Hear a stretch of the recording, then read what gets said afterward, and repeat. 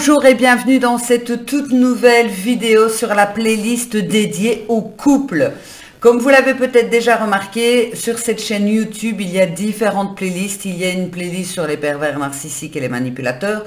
Il y a une playlist sur les relations toxiques, les entrepreneurs, etc. Enfin bon, bref, cette chaîne a pas mal de playlists qui va donc continuer, bien évidemment, à s'étoffer au fur et à mesure pour vous apporter vraiment, je règle mon micro, le meilleur donc des contenus. Encore un grand merci pour toutes les personnes qui s'abonnent, pour toutes les personnes qui me mettent des commentaires, etc.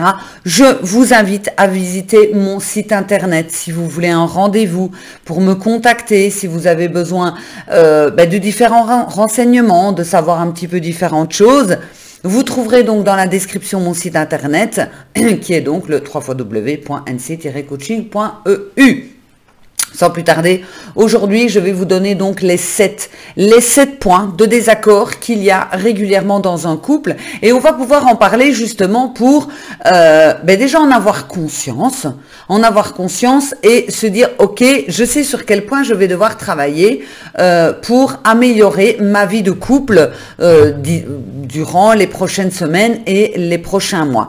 Quand on a souvent des conflits, que ce soit même des conflits internes avec soi-même, on n'a pas souvent la réponse de se rendre compte, ça vient d'où? C'est quoi? Ici, ce qui va être bien, c'est que vous allez pouvoir mettre des mots sur les problématiques et vous rendre vraiment compte de, hop, je me bouge un petit peu, de ce qui va ou ce qui fonctionne moins bien donc dans votre couple. Donc, les 7 points. Alors, le premier point, bien évidemment, c'est la communication, le premier point. Mettez peut-être des codes de 0 à 10 pour savoir dans votre couple, selon vous, vous estimez la communication à combien. Donc, certains couples qui communiquaient avant très très bien ont des difficultés maintenant à communiquer, à exprimer leurs besoins, leurs sentiments, leurs émotions. Donc, c'est quelque chose d'assez compliqué, d'assez complexe pour certains couples, surtout après quelques années, ou bien parfois on a peur en fait de communiquer, de peur qu'il y ait un conflit. Si ce sont des couples où il peut y avoir effectivement des conflits assez régulièrement, bien à un moment donné, on n'ose plus rien dire, de peur justement donc de provoquer un conflit. Donc ici, la communication, c'est le premier des 7 points sur lequel il faut faire attention quand on est donc en couple.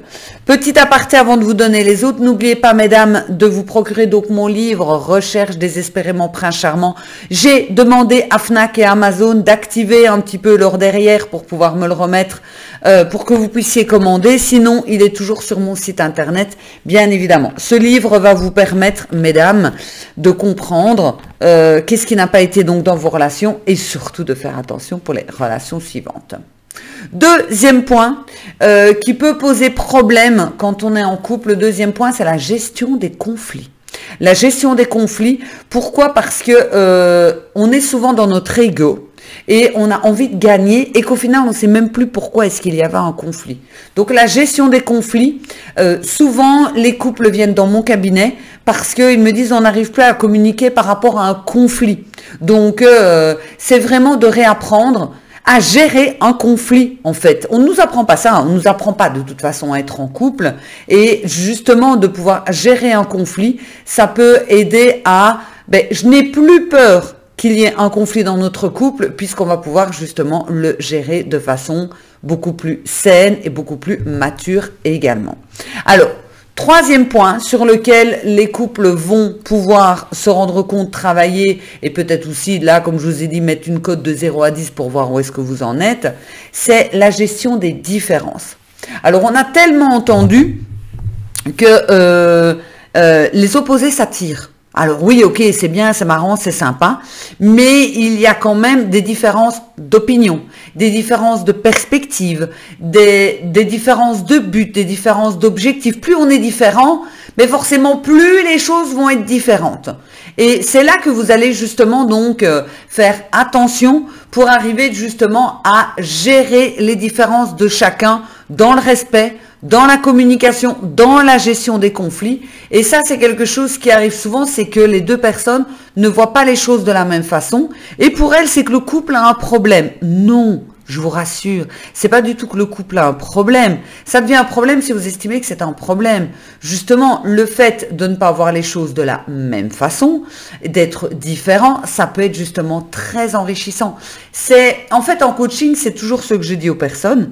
Ça dépend toujours de la façon, comment est-ce que vous voyez les choses. Et mon travail, c'est de vous faire voir les choses différemment pour ne plus que ce soit une problématique. Voilà. Alors, quatrième point qui peut être une problématique dans les couples à l'heure actuelle, c'est donc la jalousie. Cette jalousie. Alors, un petit peu de jalousie, en règle générale, on aime bien, ça fait toujours plaisir, on se dit c'est que l'autre tient à nous, etc. Mais trop de jalousie, ça pourrit. Ça pourrit totalement vos relations. C'est extrêmement malsain. Donc, la jalousie, il faut absolument travailler dessus. Si vous êtes quelqu'un qui est jaloux, maladif, faites-vous aider. Travaillez sur vous parce que qu'est-ce que vous allez faire? Vous allez faire fuir la personne qui en aura tellement marre d'être surveillée ou qu'on lui insinue qu'elle a fait des choses que il y a un moment donné, tu me saoules, moi je me casse, je m'en vais. Alors, cinquième problématique qui est le plus souvent rencontrée dans les couples, c'est la gestion du quotidien, cette gestion de la routine. Donc, pourquoi est-ce que bon nombre de couples se séparent? C'est parce qu'ils ne supportent plus cette routine. Je m'ennuie, j'ai besoin d'aller trouver un petit peu de nouveauté, j'ai besoin d'avoir peut-être une aventure extra-conjugale. Ou, enfin, ça c'est vraiment l'extrême, bien évidemment. Mais c'est de pouvoir justement gérer cette routine. Il ne faut pas oublier qu'une relation de couple, c'est comme un jardin, ça s'entretient à deux. Donc, faites vraiment tous les efforts possibles pour entretenir ce jardin et pouvoir justement dire, ok, nous la routine, elle ne nous fait pas peur, justement, pour nous c'est quelque chose qu'on apprécie parce que c'est calme. C'est pas que c'est routinier, mais on aime justement cette calme. Alors, sixième, on arrive à la fin. Sixième point qui pose problème en règle générale dans les couples, ce sont les finances, c'est l'argent. Alors ça pose en règle générale des soucis. Alors, l'argent pose problème si, pour les protagonistes, c'est un problème. Donc, moi, ce que je vous conseille de faire, c'est vraiment d'établir des règles spécifiques par rapport à l'argent. L'idéal, c'est de faire un compte commun, égalitaire, j'ai pas dit égalitaire, tout le monde met la même chose, mais égalitaire par rapport à est-ce que la maison est à 50-50, est-ce que vous vivez chez l'un, chez l'autre, enfin, peu importe quels sont les revenus, les salaires, qu'est-ce qui a été mis d'accord, et vous mettez dans un pot commun pour payer tout. Mettez assez parce que ça pose problème quand il n'y a pas assez. Mettez suffisamment, limite il en reste, c'est très bien. Ce sera peut-être pour des vacances ou pour un restaurant sympa, une déco que vous pouvez acheter ensemble, un nouveau salon, bref. Mettez un pot commun et chacun dépense ce qu'il veut du reste de l'argent.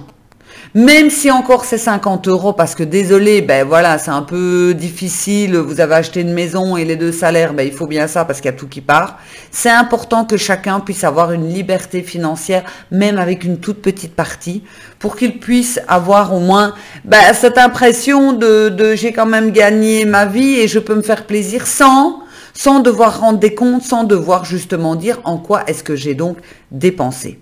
Et le dernier point qui pose souvent problème dans les couples, c'est la sexualité.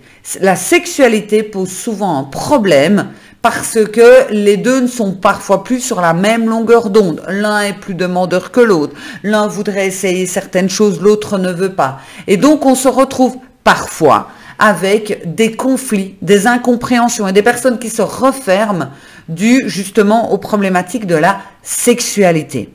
Moi, ce que je peux vous dire par rapport justement à ces 7 points que j'ai relevé cela avec les personnes que j'ai régulièrement donc en coaching. Si vous voulez une séance, petit rappel, n'hésitez pas à me contacter. Donc, c'est vraiment d'apprendre à se connaître, d'apprendre vraiment à se connaître profondément pour justement établir déjà les choses dès le départ. Si dès le départ, vous n'avez pas peur de communiquer, que vous n'êtes pas jaloux, que vous savez gérer les finances et que vous avez établi les règles avec votre conjoint, conjointe, etc., vous allez voir que ça va rouler beaucoup plus facilement. Et pour cela, je vous le remets encore en lien. Il y a donc le programme Équilibre pour justement retrouver cet équilibre. Et quand on est en équilibre avec soi-même, on est en équilibre dans son couple. Et ça permet à l'autre d'être aussi en équilibre dans son couple, par effet miroir. Ne restez pas seul face justement à des problématiques et ne laissez pas les problématiques de couple s'envenimer et devenir en fait du grand n'importe quoi. Faites très attention. N'oubliez pas de vous abonner. Je vous remercie encore d'avoir visionné cette vidéo. N'hésitez pas aussi à me mettre des commentaires. Et on se retrouve dans une toute nouvelle vidéo très bientôt. Belle journée, belle soirée. Je vous embrasse. Ciao.